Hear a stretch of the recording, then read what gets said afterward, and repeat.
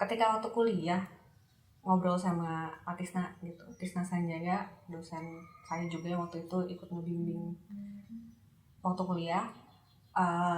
Beliau sempat kayak ngobrol gitu, terus beliau bilang kamu memang harus, kalau setiap seniman tuh kalau berkarya tuh harus jujur, dan apa yang dia alami kamu harus mengenal diri kamu sendiri dan asal usulmu.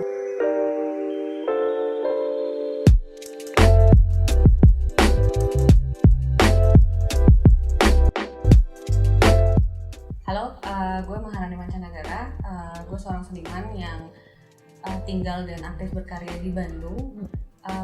Tahun 2008 kemarin sempat menempuh pendidikan di Institut Teknologi Bandung, jurusan seni grafis. Untuk perjalanan karya saya mungkin bisa fokus ke sejarah, banyak membahas tentang periode-periode sejarah Indonesia. Dalam babak karya saya itu, yang pertama itu saya banyak membahas tentang sejarah pendidikan di Indonesia. Yang kemudian sekarang babak kedua itu lebih banyak membahas di periode peristiwa 1965 gitu. Kalau untuk dalam karya saya memang banyak menggunakan medium kayu, karena memang, dan kayunya itu juga kayu-kayu peti kemas, kayu bekas, dan saya olah lagi menjadi sesuatu yang baru. Kalau inspirasi atau trigger awal dari berkarya itu memang ketika waktu kuliah ngobrol sama Pak Tisna gitu, Tisna Sanjaya, dosen saya juga yang waktu itu ikut ngebimbing waktu kuliah. Beliau sempat kayak ngobrol gitu, terus beliau bilang kamu memang harus, kalau setiap seniman tuh kalau berkarya tuh harus jujur, dan apa yang dia alami kamu harus mengenal diri kamu sendiri dan asal usulmu. Nah dari situlah sempat mengenal asal usul. Nah dari situlah saya coba cari tahu siapa sih orang di belakang saya, dan di belakangnya lagi, dan di belakangnya lagi. Nah dari situ berhenti di kok saya nggak terlalu mengenal kakek saya ya, memang nggak pernah ketemu gitu, karena memang beliau sudah dipanggil Yang Maha Kuasa duluan sebelum saya sempat lahir, dan saya berusaha mengenal beliau, ngobrol dengan ayah saya, dengan pakde-pakde saya, yang kemudian akhirnya salah seorang pakde saya memberikan, menurut saya sih itu harta karun banget, satu box, ini buku harian kakek, silakan kamu baca untuk kamu bisa tahu siapa sih kakek kamu dulu. Nah dari situlah perjalanan saya dimulai sebetulnya. Ini bagaimana saya mengenal beliau melalui buku harian tersebut dan melalui periode-periode yang beliau catatkan di buku harian tersebut. Terus di situ pun jadi ada semacam cerminan gitu. Oh periode segini beliau sempat segitunya banget ingin membuat sekolah, memperjuangkan pendidikan bagi pribumi, dan di situ jadi cerminan juga buat saya. Umur segini saya masih bolos sekolah, saya masih cabut-cabutan, saya ini itu apa segala macam. Nah dari situlah jadi membandingkanlah apa yang beliau lakukan dulu dengan apa yang saya lakukan saat ini. Nah dari situlah saya jadi tertarik membahas tentang sistem pola pendidikan di Indonesia dari era Belanda hingga era yang saya alami, kebijakan-kebijakannya seperti apa. Kemudian ada babak baru di buku harian beliau yang juga baru saya ketahui ketika saya kuliah itu gitu, bahwa beliau pernah dibawa ke Pulau Buru bersama dengan kawan-kawan lainnya, dan bilangnya sih dilatih di pulau tersebut untuk menjadi manusia Indonesia yang lebih baik. Kemudian, nah dari situlah rasa penasaran saya muncul. Kok apa yang dituliskan di buku harian kakek berbeda dengan apa yang saya pelajari di sekolah dulu tentang peristiwa tahun 1965. Nah dari situlah mulai saya mencoba napak tilas beliau awalnya ditangkap di mana, saya datang ke lokasi di situ, kemudian dipindahkan kemana, saya coba datangi. Memang belum sempat saya sampai menelusuri semua periode perjalanan beliau. Tapi dari situlah temuan-temuan itu yang kemudian saya coba olah melalui menjadi beberapa karya yang masih saya jalankan saat ini. Setelah triggernya dari situ, kemudian saya banyak mengumpulkan cerita-cerita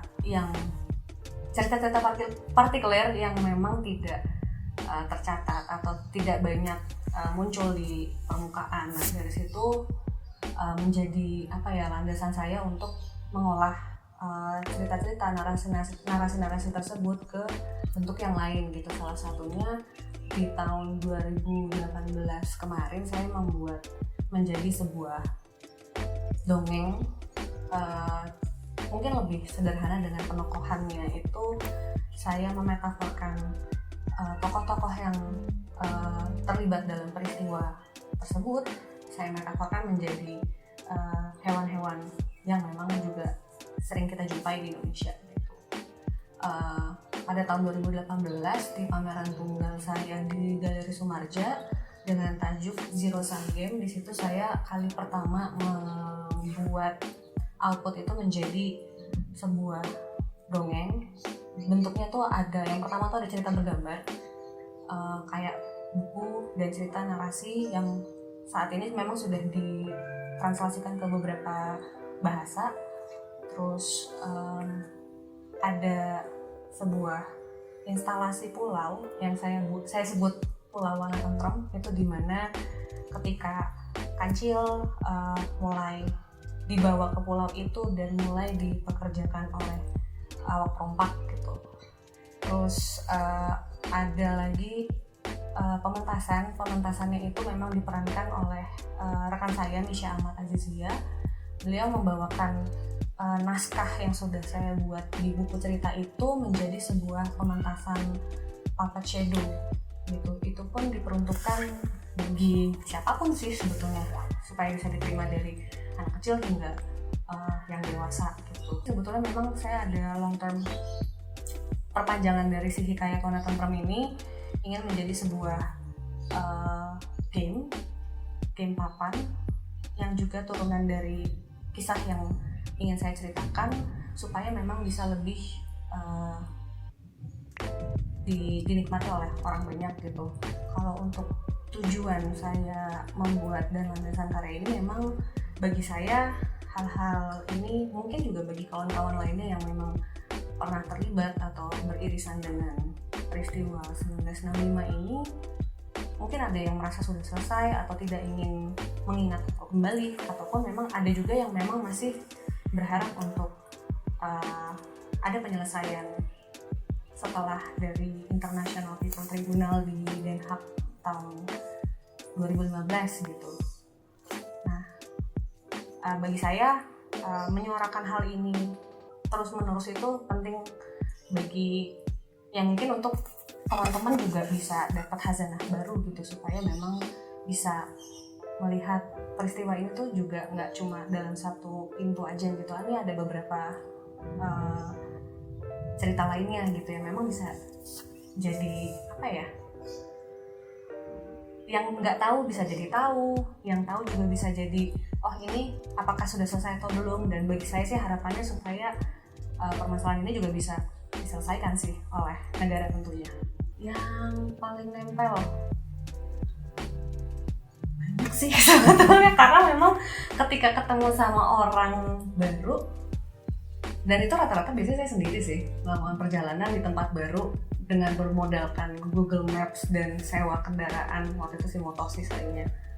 Ya udah, bermodalkan itu saya ketemu orang, punten-punten menceritakan background saya, dan kemudian jadi ada masukan baru gitu. Kayak yang paling berkesan sih ketika di Surabaya ketemu sama salah seorang narasumber namanya Pak Oehin Wi, panggilannya Pak Wi. Beliau adalah founder dari Perpustakaan Mendayu Agung. Beliau juga seorang penyintas yang memang ditangkap, mungkin dugaannya karena memang beliau suka nulis gitu, dengan background seorang jurnalis di harian Trompet Masyarakat.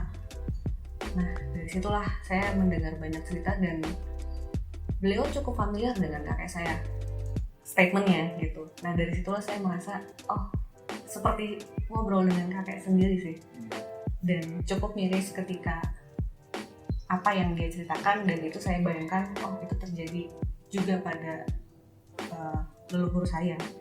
Awalnya sih dari si buku harian itu kan, dari buku harian ada tertulis bahwa ditangkap di mana bla bla bla bla, kemudian dibawa ke penjara mana tanggal berapa. Nah dari situ jadi clue-nya. Cuma memang yang paling saya masih penasaran, mungkin sudah cukup dijelaskan oleh Pak Wi ini ya, bahwa bagaimana cara kakek saya bisa menyelundupkan buku harian yang ketika beliau tulis itu banyak loh. Saya dapetnya satu dus dan tipis-tipis. Itu dia bilang caranya adalah ditaruh di sini, di paha atau di kaki, kemudian diikat pakai karet gelang. Udah. Jadi emang biasanya aku udah agak-agak lupa ya, kayak metode pemeriksaannya mana-mana aja yang dipegang oleh petugas.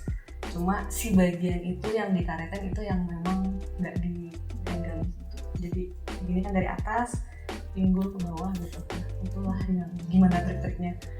Itu cukup seru sih ketika mendengar cerita-cerita Pak Wi, bagaimana dia berjuang untuk bikin si tali tinta mesin tik supaya bisa dipakai lagi sama Pramudia Anantatur gitu.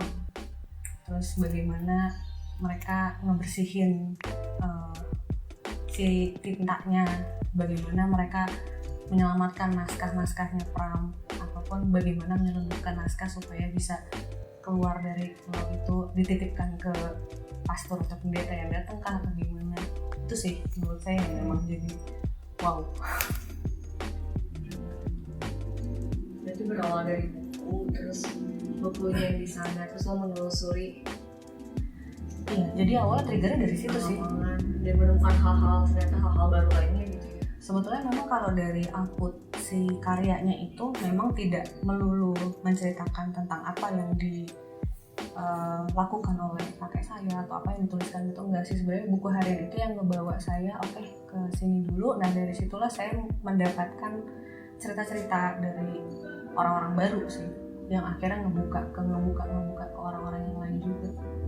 Kalau bagi saya pribadi dengan bikin karya ini sih, yang saya harapkan dari audiens juga, memang mungkin audiens juga bisa lebih, ya balik lagi sih kenapa saya ngangkat ini, karena memang ketika saya tahu permasalahan ini, mencari tahu tentang kakek dan mencoba mencari tahu lebih dalam melalui cerita-cerita yang beredar, dan saya pun ngobrol dengan generasi saya ataupun atas atau bawah saya juga sebenarnya nggak terlalu banyak yang tahu ataupun nggak terlalu peduli dengan hal ini, sedangkan bagi saya ini tuh penting banget gitu.